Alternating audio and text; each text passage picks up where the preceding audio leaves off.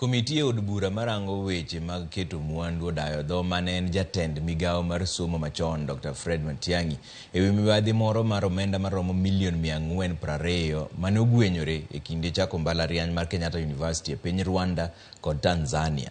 Matiang'i mane oloso kod komitino kokalo e mbui mar Zoom kanene piny mar Amerika olero ni jakom komitino Emmanuel Wangwe ni piny owacho ma Kigali emane okawo okang' mar loro mbalariany no kata odoko ni piny owacho ma Kenya to ne otemo kar nyalo ne mondo olombgi mondo gimany yor mar jiwo mbalariany no mondo dhi nyime.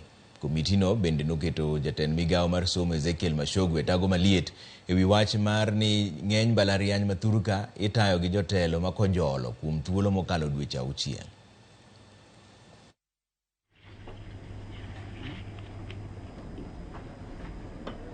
Honorable Minister. And we have now a substantive order. Southeastern University of Kenya, we have feed that one.